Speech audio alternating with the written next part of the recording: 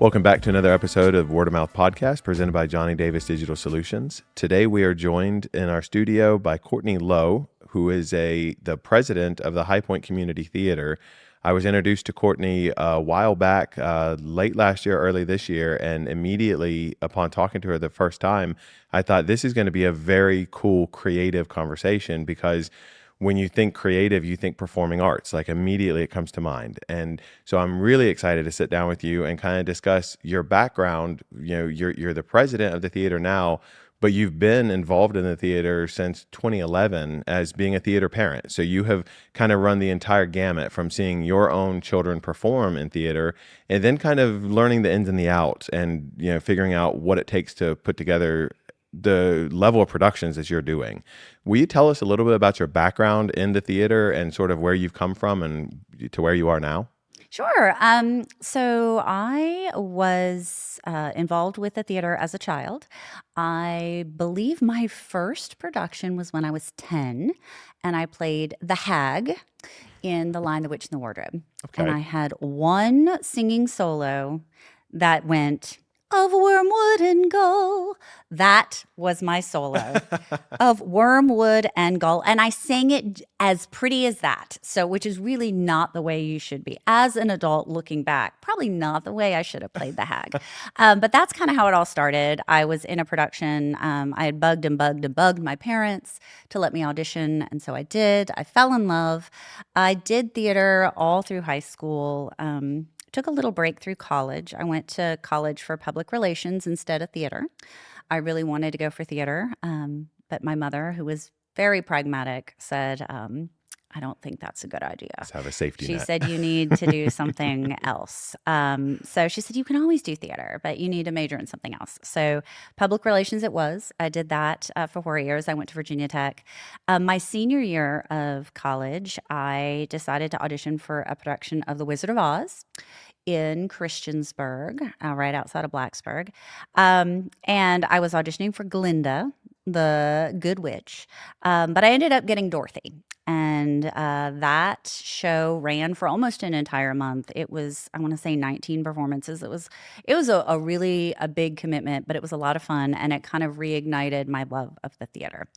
So I did a couple more shows. Then I really got into my career, and then I had kids.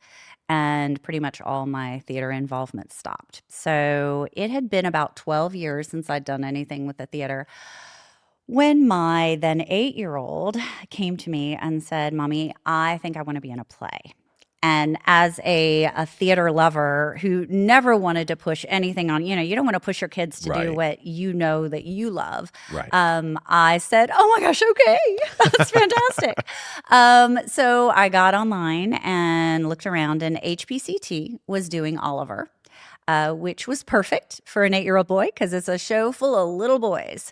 So I had I really didn't know anything about the theater community here because I was just working and raising my kids, and that was it. So we took him to the audition. He got cast, and that's how we got involved with HPCT, and that's really how I got back into the theater. And then during that production, I kind of became the go-to mom for all the other moms because there were a lot of moms because it was a lot of kids. And a good number of the families had never done theater before or had very little experience. So I kind of became the one that they would go to and say, oh, what does Tech Week mean? And what does that mean? And what's a SITS Right. probe? And so that was kind of like my introduction back into theater.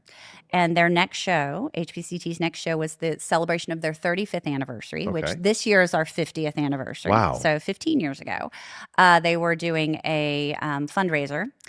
And it was basically, it was called What We Did for Love, and it was a collection of songs from the last 35 years of their Oh, productions. that's amazing. So it was about 70 songs with choreography. It was a lot. It was like I called it my boot camp back into I'm theater. sure. But I got cast, and I did that. Met a lot of great people. And then really just kind of got involved with HPCT from there. Then after that, they asked me to direct a production of Aristocats Kids, and music direct Thoroughly Modern Millie Jr. So I started kind of getting into the production teams.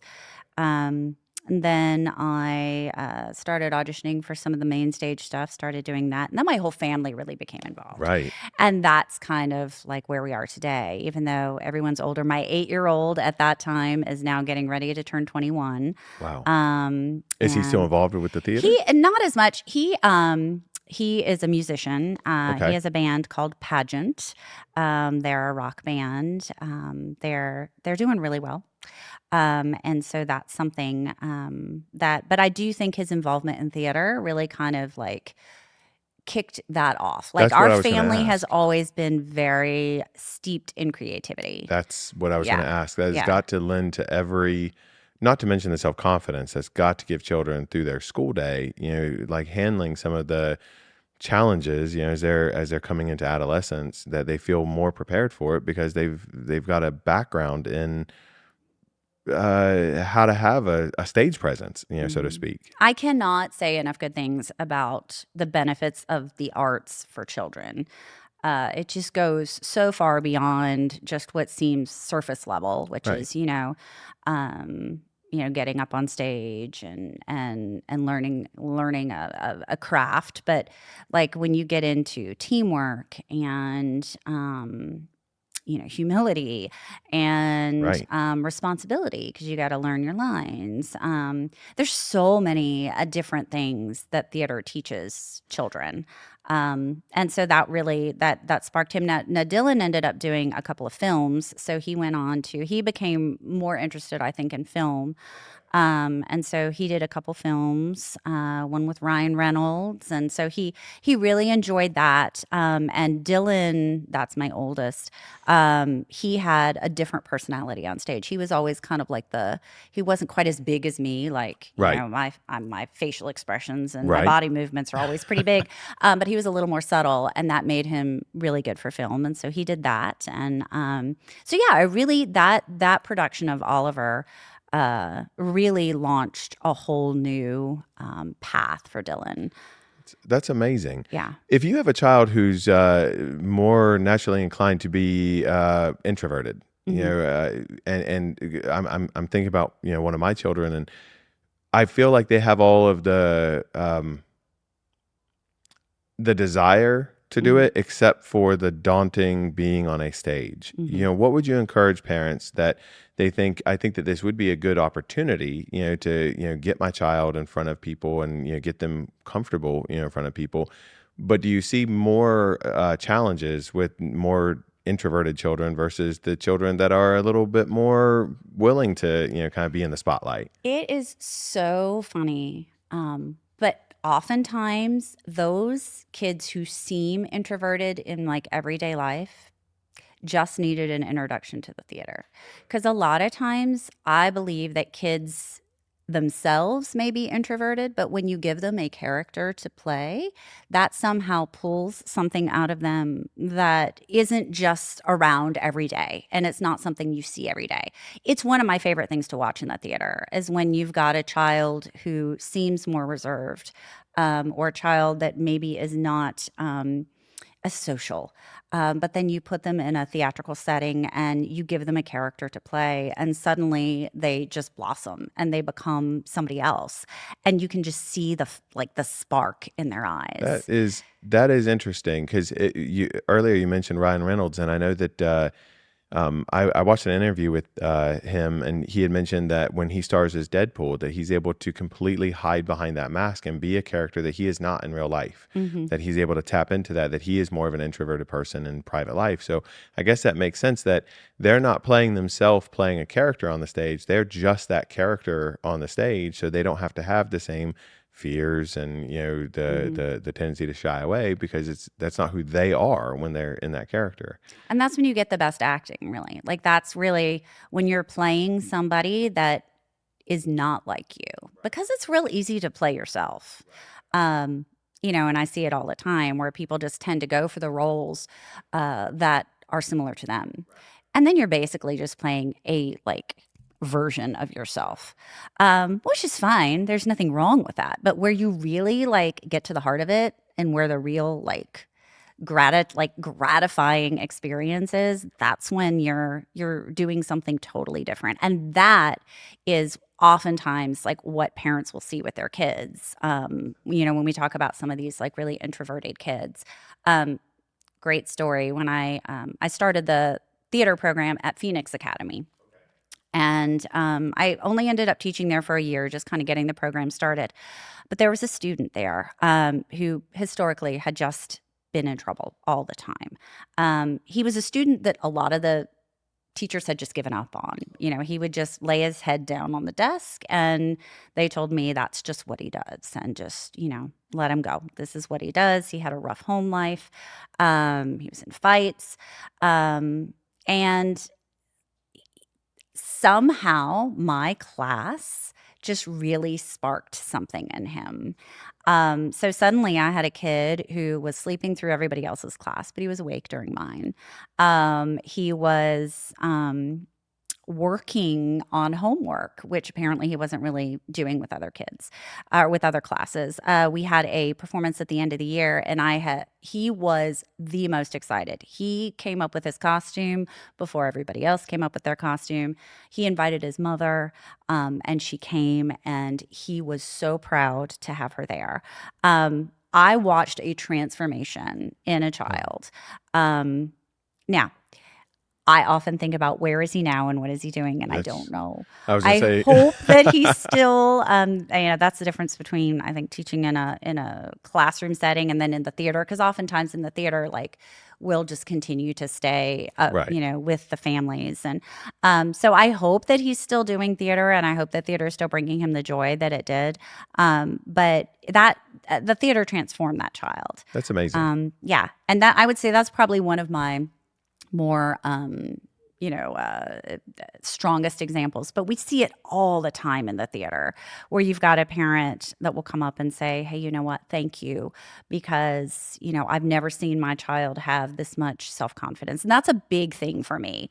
And that is one of the things, whether it's when I teach voice or whether I'm working on a production at the theater with a child, building their self-confidence is, I think, absolutely imperative, because that is the foundation for everything as they go through adolescence. Absolutely. They have to have self-confidence. They have to believe in themselves, because otherwise, it makes an already difficult time in their lives even more difficult. So that's a huge focus for us, is really looking at, what can we do to build these kids up?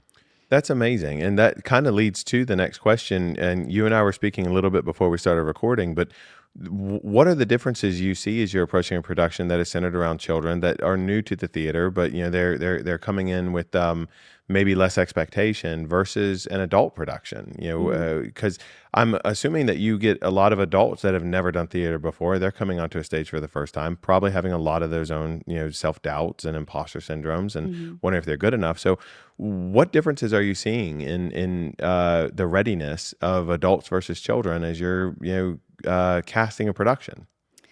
Yeah. So, with children, you're going to run the gamut, because some kids have been doing theater for a long time, and are very comfortable, and you can really throw anything at them and they can, just catch it and run with it.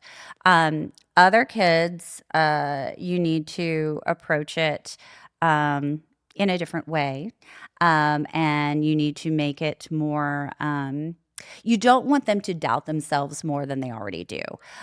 We use, at least I really like to use the idea of, mixing those two. I love having beginners and advanced together, because the beginners can learn from the advanced, and the advanced can also learn from the beginners. They can also work on mentoring. They can work on explanations and trying to explain why we do something like that. Because oftentimes, when you do it over and over again, you just know. Like, this is what I'm supposed to do. This is what I'm going to do. But then if you have to explain to someone, this is why we do it this way, that's really helpful. Oddly enough, the adults are not that much different, because you have the same. You basically have the same. You've got people that are brand new and are less confident in their abilities, and look up to the people that have more experience. And then you have the people that do have experience, that, can go one of two ways. You can be someone that is humble and that is willing to learn, willing to help. Or you could have someone maybe that is, like we were saying before, that their ego might be a little bit larger. At HPCT, we really focus on the experience for everyone. And that's kind of like, we give that speech at auditions, we give it during our first cast meeting, that what we're about is making sure that everybody involved has as much of a positive experience. We can't fix everything, right? There's always going to be a few things that, are out of our control, but try to have the most positive experience possible. And I think one of the pieces of that is making sure that we have the proper environment that fosters working together, that fosters humility. And I always say we don't have time for divas at HPCT. It just is, it's community theater. Right. And I don't think that anybody in community theater really deserves to or needs to deal with someone who feels that they are more important than everybody else. I like that. Because the reality is, everybody is replaceable. Like, truly everybody is Absolutely, replaceable. yes. So it does get a little comical sometimes to see some people's attitudes about things. I'm sure. But you know what? Like we were saying before too, it can happen with children too. It can happen with teenagers. It can happen at any. And the thing is it's just you have to, you just have to be empathetic and try to figure out, okay, where is this coming from? Because sometimes the people, particularly in theater, so, when you talk about theater people, we are all very emotional, right? So, when you talk about leaving the drama on the stage, that's really hard for theater people in general, because we easily access our emotions. So that makes us, more vulnerable to things like that. So we tend to really, we're expressive for the most part. We're either very expressive or we're not expressive. We have all the feels but don't express them. So, one of the nice things about the theater is I think people can find someone who is similar to them. And you get that safe space. And that's what we want to create. We want to create that safe space where you are allowed to make mistakes, where you can lift someone up instead of tear them down. So that's really what theater is all about. So I guess, that's in a giant circle. It's saying, working with kids is not that much not different from working with adults. Okay. But sometimes it's harder to remember with adults, right? Like, it's easy for me to work with a group of 40 kids and understand, okay, you know what, they're kids. Yeah. And, I gotta give them a little bit of a break. It just takes a little more mental effort sometimes with adults to remind yourself that, you know what, like, there's probably a reason why they're acting like this. Right. And, what is it that we can do to bring out that other side of them? Okay. I like that. So when you're in the middle of a production, or as you're beginning a production, what does a typical day in the High Point Community Theater look like? Can you walk us through sort of like, this is sort of how this breaks down? Sure. So let's talk about Tech Week. So Tech Week is the week leading into a production. We're just going to assume we're doing a show at High Point Theater. Like, if we're doing one of our main stage ones, we just did Newsies. So let's talk about Newsies. So usually what will happen is we will load into the theater on Sunday. Sunday is always 8 to 10 hour day. You basically take your stuff from your rehearsal space, your storage space, move it into the theater. The theater becomes your home for the week. So you do that. Then while all that's happening, lights are being set up, the sound system is being set up, microphones are being set up. And then usually you'll have what we call a cue to cue. on Sunday night. And that is where you go from scene change to scene change. It gives the crew a chance to practice so they can do the set changes. It gives lighting a chance to practice. It works on microphones. So oftentimes with that, you're not doing the whole show. You're just doing like, you might do for Newsies, we did all the big dance numbers because we needed to space it out and make sure that everything was right. You do the scene changes. So you kind of do it piece by piece. It is a slow process. Then you get into rehearsal week. And rehearsal week, you usually have, we'll usually get into the theater about 6:00. By that point, we should have everything in the space. Costumes is always updating things. So costuming usually happens all the way through the week. But we'll rehearse. We'll get to the theater at 6:00. We'll start the run usually at 7:30, which is what time our normal performances start. And then we will usually only get through one act the first night. And then we'll do the second act the next night. Sometimes we can make it through the whole thing. If you have something like Christmas Carol, where you've got flying, where we have flying and Christmas Carol, we did this year, then you'll have flight rehearsals. So you'll want to, practice some of those things. If you've got any fights in the show, you'll have a fight call at the beginning to make sure you'll run through. In Newsies, we had 2 fights. So every night you would run the fight before we started, just to make sure that everyone was on the same page and keep everyone safe. Then a little bit later in the week, we'll have our photographer come and take photos during the production. So then we'll have some promo photos. And then we'll have the orchestra join us. We always, in our musicals, we always have an orchestra, a live orchestra. So they'll come and join us.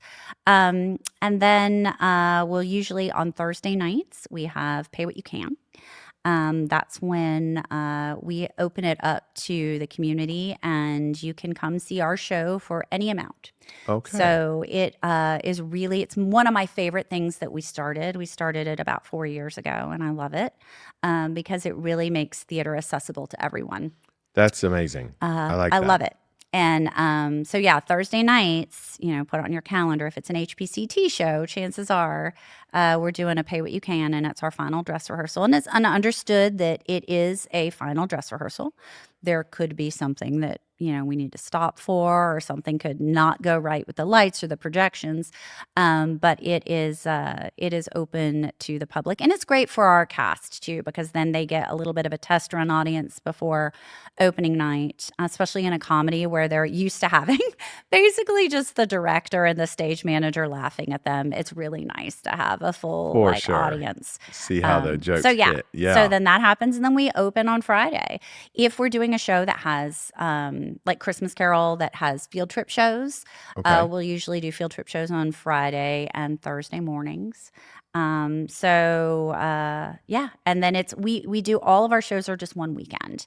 And that is just from an expense standpoint, because that's what I was wondering. Really so expensive. A normal production, you're gearing up for, rehearsals and casting and everything else, and it's really over a weekend is when this is going to be public facing, where your ticket sales kind of recoup some of the expense you've had up to that point. Yes. Wow. A lot of other theaters will do 2 weekends or multiple weekends, but most of those theaters own their own performance space. Oh, I see. So then that makes it a little bit easier for them to run the show.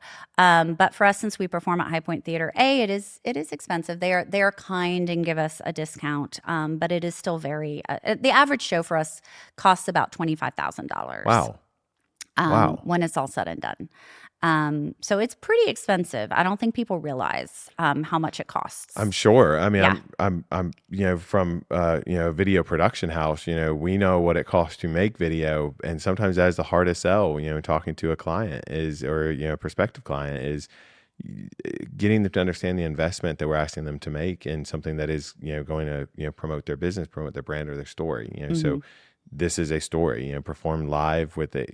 All of the, I mean, if you're looking at 25,000, is that including your wardrobe, your costumes, all your dress rehearsals, everything else? So that would be like it, the whole shebang. All right. So then you're hoping to recoup that in a weekend, essentially. Yes. Yeah. Wow. Yeah. And I would love for us to do shows for more than one weekend. And I think there are some, like, for example, Christmas Carol, we could easily sell multiple weekends of Christmas Carol because it sells out every year.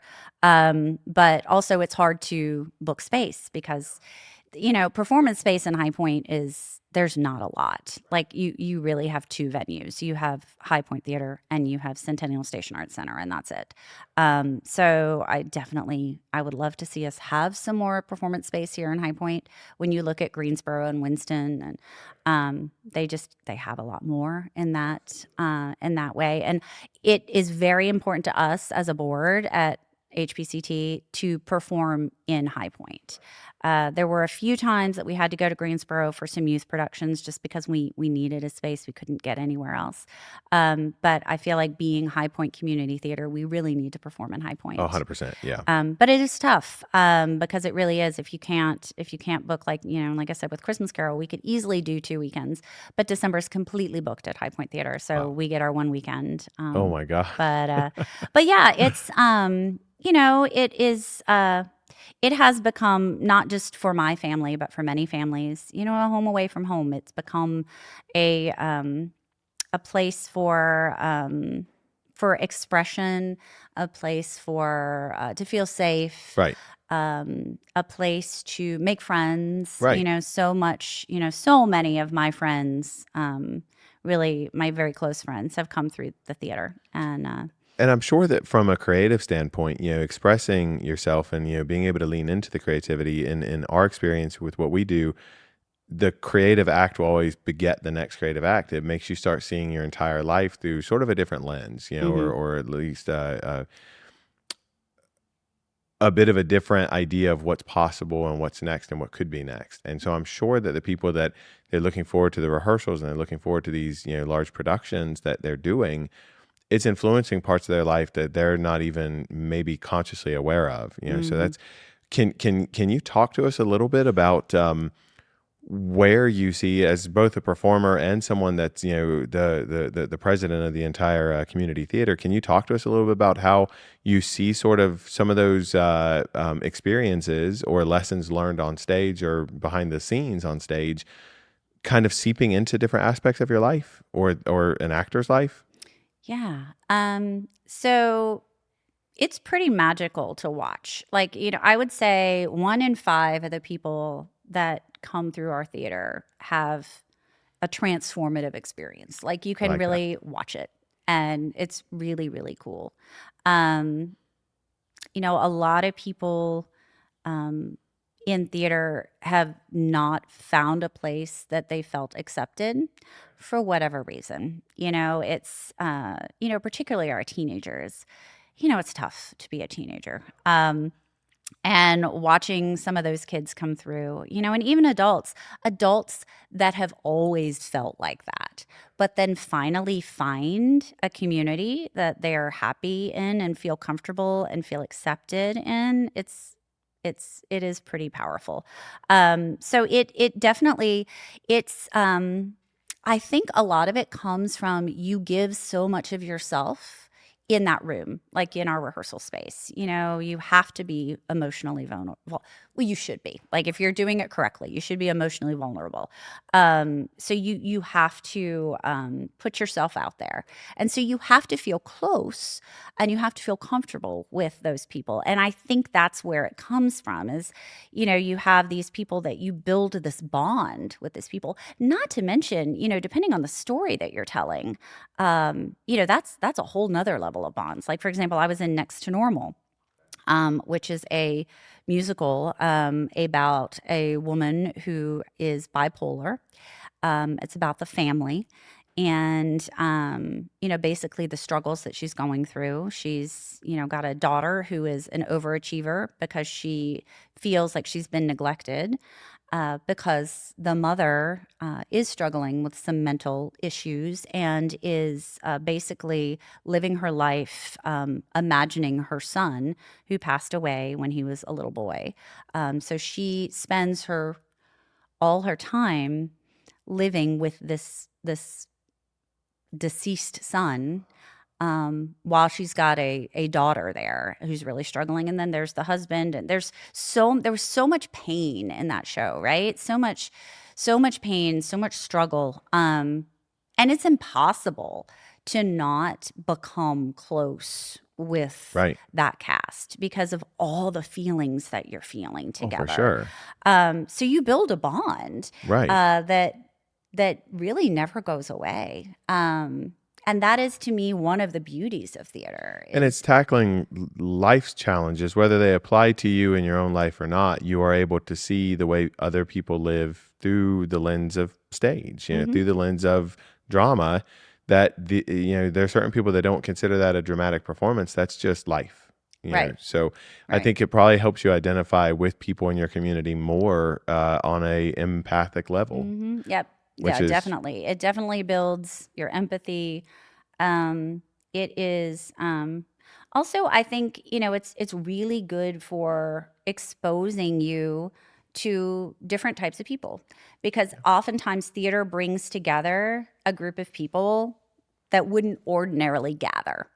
Like you've got, people who are doctors during the day and come, to the theater at night to be in the show, combined with, college students, or you've got, an electrician, or you've got, all these different people, from different backgrounds and different walks of life coming together, in a way that you normally, or people that are deeply religious to, people that are agnostic. You're right. bringing together people who wouldn't ordinarily gather sometimes. And For that that is common also a goal. beautiful thing. That is amazing. Yeah.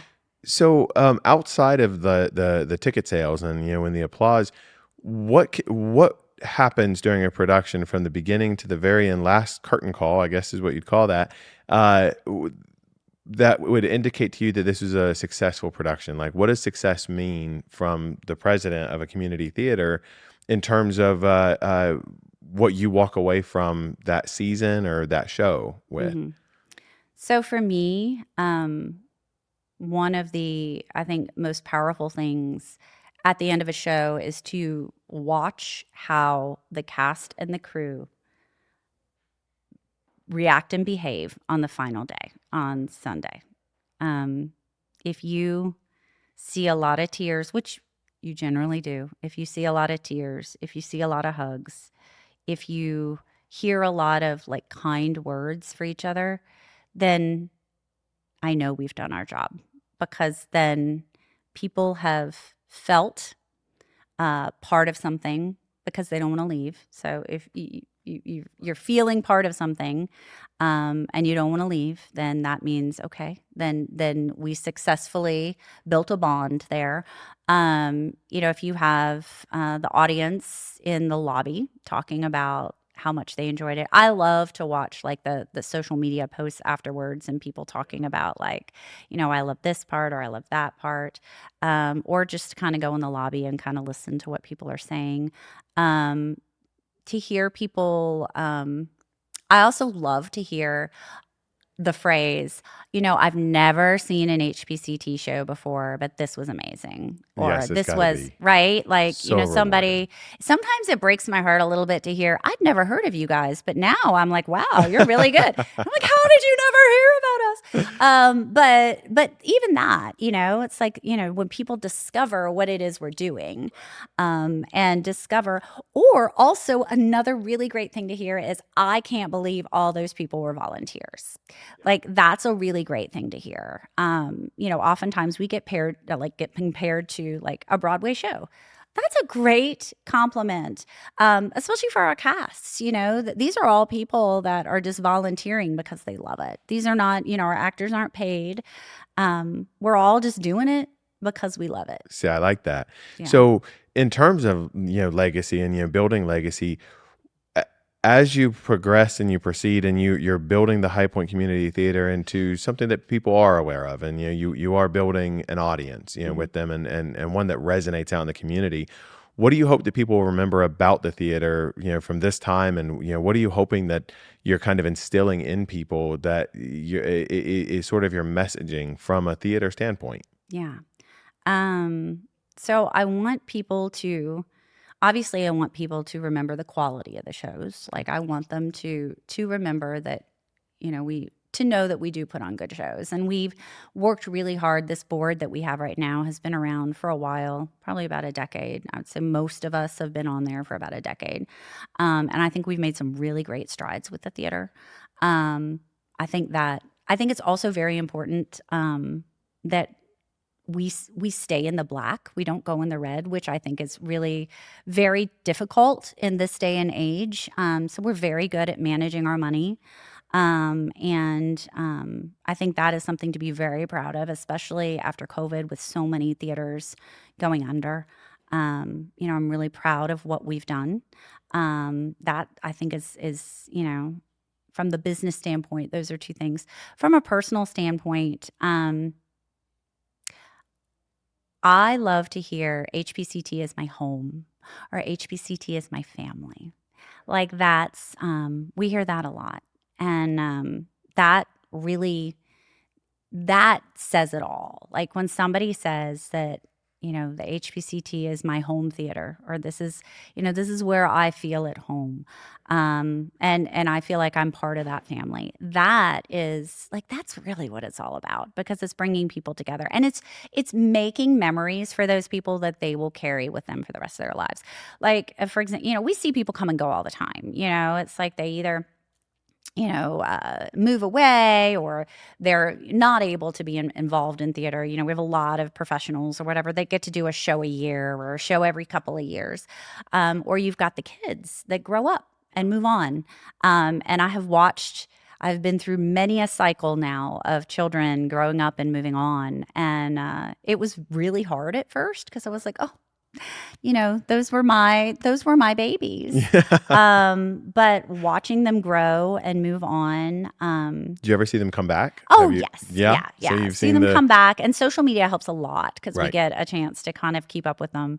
But watching those kids go on to do whatever it is, because sometimes it'll be related to theater and sometimes it won't. But whatever it is that they do, they're always going to carry that experience that they had with us with them. For example, I got a graduation notice for a young woman who, I believe the first show she did with us, she was probably 10. She just graduated from UNC. And she is going to Europe to study environmentalism. So it's nothing to do with theater, but the girl is on a great track, and she's doing what she loves, and she has all of that with her. She had a minor in theater, so that meant that she still got to do theater while she was in college. But yeah, it's really great to watch these humans evolve into like pretty great adults. That's Yeah. fantastic. Yeah. So in terms of if we're going to share words of encouragement to the child or the adult, the working professional or the job, what encouragement would you give them if they've if they think that maybe they want to do it but they're reserved about doing it? What would you tell them? Oh, you should definitely just try. Just try. Like, just try. And here's the thing is, the unfortunate thing about theater is it's not always a like take all comers kind of thing. We have to have auditions. So that's tough, because you don't, you have to walk the line between, you want to encourage people. And I do this oftentimes with my students, like my voice students, who'll want to get involved in theater. And I'll say, good, okay, good, come and audition. And then, they happen to audition for The Sound of Music, which has 7 children and 1 child that they could actually play. And there's 98 people that auditioned, So that is tough, because then you're like, you want to encourage involvement, but then you also have to stipulate it with, not everybody's going to be able to do it. So that's the part that stinks about it. But I tell people to just keep trying, and that's the thing is, some shows are more conducive for beginners than others. For like kids, our summer camps are great. They fill up, like our summer camps this year filled up in 2 hours. They filled up very, very quickly. So, but our summer camps are great for beginners because everyone is cast. Everyone is going to be in the show. So it's a really great way. There's no rejection. It's just automatically you're in it. So that's great. For adults, when you've got a show like Christmas Carol that can have up to 70 people, that's going to be a lot more likely for a beginner to be able to play a role in the ensemble and be part of it than it would be for, a show like Noises Off that has, 14 people in it. Or Next to Normal that had 6, right? So I just tell people to keep trying and keep going. But when we go back to, lessons that theater teaches you, that perseverance is a huge thing. Perseverance and ability to navigate rejection, because it happens in the theater. And that's one thing I go over a lot of times with my, my kids, oftentimes my parents, with children who aren't cast in something or don't get the role that they had hoped they would get. I remind them that if this is something they truly want to keep doing, Right. Finding a way to live in and navigate rejection or disappointment, Right. is part of it. So Yeah. you have to face it. You can't avoid it. That is really interesting. That is such it is good preparation, because you're right. Not everybody gets a trophy, and that's life, as good preparation for life. And it even is, and this day and age, it's getting a little harder and harder, because they're in a lot of activities, we're finding ways to recognize everyone, which I don't disagree with, but theater doesn't happen to be one of those. So you just have to learn. My rule of thumb, and I tell this to children and adults, if you are disappointed, you give yourself that day. Okay. So say you find out at 3:00 that you did not get that. You live in that sorrow. You wallow in it. You cry. Right. You eat the chocolate ice cream. You do all the things that you need to do. Yep. Yes. Have the big cries and have the pity party and be upset until you wake up the next morning. That's right. And then when you wake up the next morning, then it's time to move on. So if you've gotten cast in the show, you jump full force into whatever role you were given that might not be the role that you had hoped for. Right. If you didn't get cast, then you start preparing for the next thing. That's exactly right. You start looking forward and think, what can I do next? It's incredible how this podcast, we do talk to creatives in all different, industries, and the perseverance, that same story is told again and again and again, whether you want to be a photographer, an artist, a performer, a musician, an author, any walk that is creative. Perseverance is the name of the game. I mean, It is the most important thing that you can constantly keep intact. And you're right. Sometimes it is cathartic to have that moment of, this sucks. I didn't get it. I really wanted it. I saw myself doing this, and, it didn't happen this time. It didn't happen right now. But preparation meets opportunity. We call that luck, and there's nothing lucky about it. It is just being in the right place at the right time with the right preparation to be able to handle what you're up against. Yep. And that includes disappointment, and it includes failure. It includes trying so hard and not quite meeting the mark at that time. One of my favorite stories is Dylan, my oldest.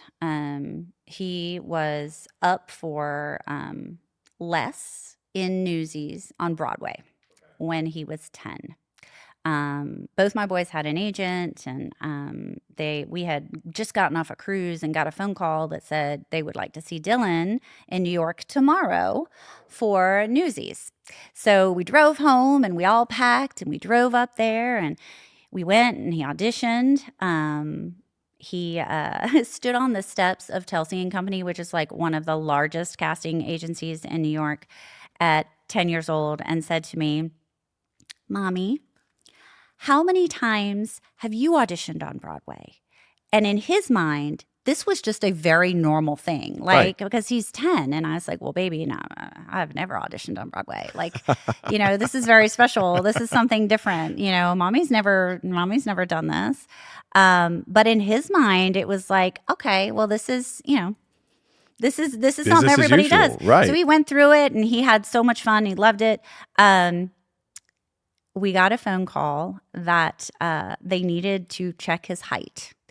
And we checked his height, and he was a quarter of an inch too tall. Oh, my to play goodness. less. A quarter of an inch, right? Now, how do you explain to a 10-year-old the reason why you did not get this role on Broadway is because you were a quarter of an inch You were too that tall. much too You tall. know, and he's telling me he's bawling and I'm bawling because he's bawling. And he's like, you know, I can scrunch down and like, you know, doing all these Right. things.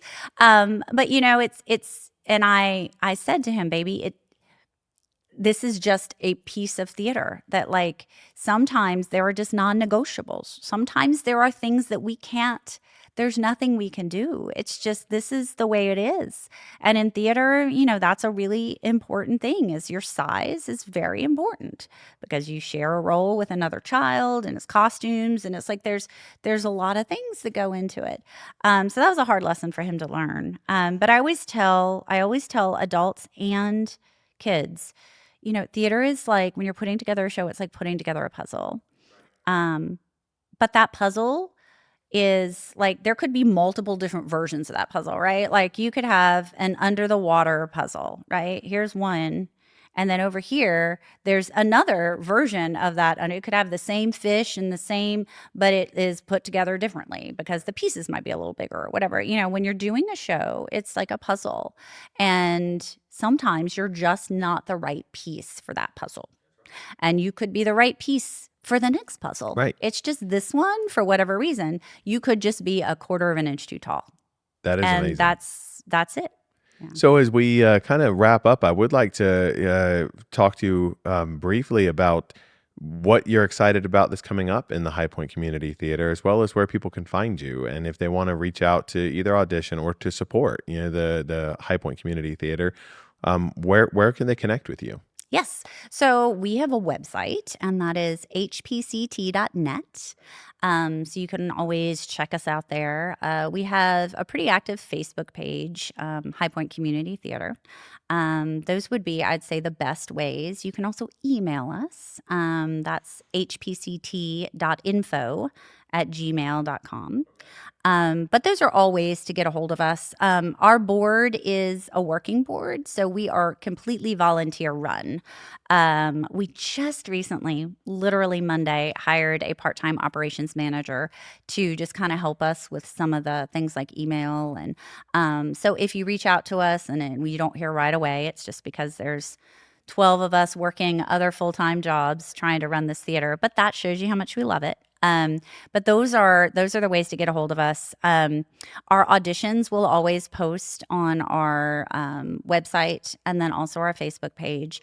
Coming up this summer, we still have a few spots in our Behind the Curtain camp, which is our technical theater camp that runs in July for 2 weeks in the evenings, and that's for ages 12 to adult. And so those are for people that maybe don't want to be on the stage, but are more interested in set building or prop making or costume making, stage management, those types of things. So that's a really great opportunity. Then we do have the performances of our summer camps this summer. So in July, we have 101 Dalmatians Kids. That will be performed in July at Centennial Station Arts Center. And then in August, we have Peter Pan Jr. That will be performed in Centennial Station. And then our 50th season is being kicked off with Sorted Lives, which we are rehearsing right now. That is also going to be at Centennial Station, and that is July 4th weekend. That is a show for grown-ups only. That is not an appropriate one for the children. It's a funny one. It'll have you rolling. But that one is our opener. Then we have Groundhog Day, the musical, based off the film. That's in October over at High Point Theater. Then we have the 11th annual production of A Christmas Carol, the musical. That is December. And in March, we have Joseph and the Amazing Technicolor Dreamcoat, which is a really great classic. Everyone loves that one. Very much. That's got adults, kids. It's got the whole gamut in it. Same thing with Christmas Carol, adults and Andrew children. Lloyd Webber who did that originally? Yep. Yeah. And then in May, we have Noises Off, which is a straight play, no music in that one. Okay. And that is a comedy. But if you go to the High Point Theater website, or if you just go to our website, you can get tickets to any of the High Point Theater shows. And those would be Groundhog Day, Christmas Carol, Joseph and Noises Off. And you can also get season passes. And a season pass is a great deal. It reserves your seat for all 4 shows. You get a discount. So that's another good way to come see us. But yeah, so those are all different ways. High Point Theater website will have all the shows that are performing there. And links to your social media as well. Okay, links that's to our perfect. social media, and yeah.